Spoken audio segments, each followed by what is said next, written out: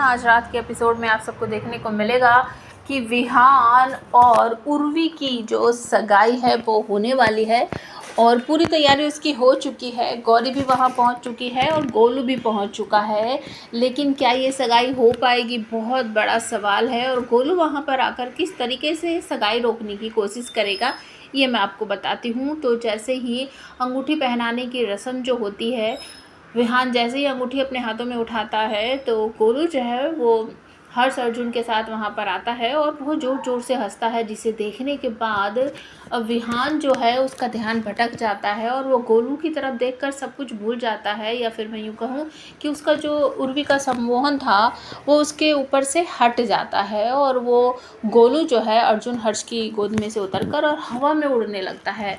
सब देखने लगते हैं कि ये छोटा सा बच्चा हवा में कैसे उड़ रहा है, कैसे तैर रहा है, सब चौंक जाते हैं।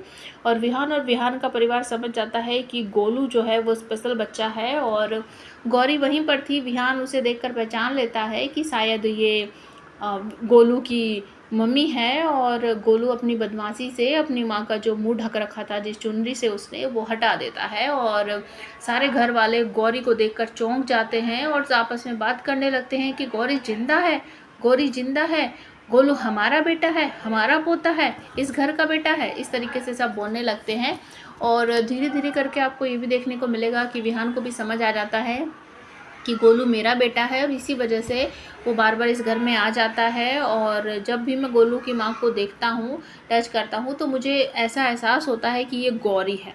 तो सबका शक दूर हो जाते हैं और तभी वहाँ पर आ जाती है बेटी, जो कि अपनी चोटी लहराते हुए गोलू को पकड़ने की कोशिश करती है और विहान और गौरी जो है वो अपने बेटे को बचाने के लिए उसकी तरफ दौड़ते हैं। लेकिन आप सबको पता ही है कि बेटी जो है उसमें स्पेशल पावर है बहुत ज़ोर से चीखने चिल्लाने का, जिसकी वजह से आपको देखने को मिलेगा कि सारा जो परिवार है या फिर जो भी मेहमान वगैरह थे वहाँ पर, वो सारे के सारे अपना कान दबाते हैं क्योंकि बेटी बहुत ज़ोर से चीखती है और सब नीचे ज़मीन पर गिर पड़ते हैं, एक तरह से बेहोश हो जाते हैं।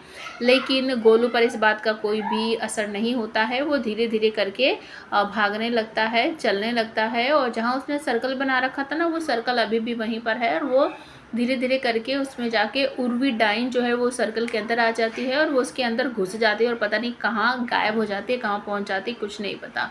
और आपको देखने को मिलेगा बाकी जो दो डाइनें बची, सुनहरी और उर्वी, वो गोलू को लेकर वहाँ से गायब हो जाती हैं। सारा परिवार जो है वो होश में आता है तो गोलू को ढूंढने लगता है। गौरी भागते भागते घर में ढूंढती है, विहान भी उड़ जाता है।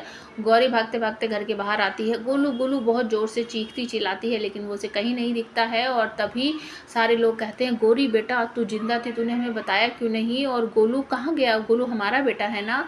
तो गौरी कहती है कि आपकी वजह से मेरा गोलू मुझसे गया, आप जब तक विहान हो तब तक गोलू कभी सेफ हो ही नहीं सकता, वो आपका बेटा है, आपके पास वो हमेशा आने की कोशिश करता है रक्तबंधन की वजह से। और डाइनों को पता चल गया कि वो आपका बेटा है, इसी वजह से वो गोलू को लेकर सब चली गई हैं, लेकर भाग गई हैं। मैं कैसे अपने गोलू की जान बचाऊं, मुझे कुछ समझ नहीं आ रहा। नानी भी आ जाती है और तभी कहती है कि गौरी बेटा हमें इन सब से दूर रहना होगा, तभी हम अपने गोलू को बचा पाएंगे। तो बहुत बातें होती हैं। उसके बाद गौरी और नानी जो है वहाँ से चले जाते हैं गोलू को ढूंढने के लिए और घर वाले सब बात करते हैं कि ये सब कुछ विहान और गोलू आपस में कनेक्टेड है रक्तबंधन के द्वारा, इसी वजह से गोलू बार बार खींचा चला आता है और इसी वजह से डाइनो ने उसे ढूंढ लिया है। गौरी भी कहकर जाती है कि जब तक गोलू आपसे नहीं मिला था तो डाइनो को उनका पता ही नहीं चला था, लेकिन आपकी वजह से गोलू की ज़िंदगी खतरे में पड़ गई है। और ये सब बातें घर में सब चर्चा करते हैं। तब बड़ी जीजी कहती है कि बेटा बउआ कुछ भी हो जाए अपने गोलू को ढूंढ के ला, और उसे कुछ भी नहीं होना चाहिए। तो आपको देखने को मिलेगा कि गोलू जो है बहुत बुरी तरीके से रो रहा है। सुनहरी डाइन और बेटी उसको चुप कराने की कोशिश कर रही हैं, लेकिन वो नहीं हो रहा है और बहुत बड़ा हो गया है आकार में।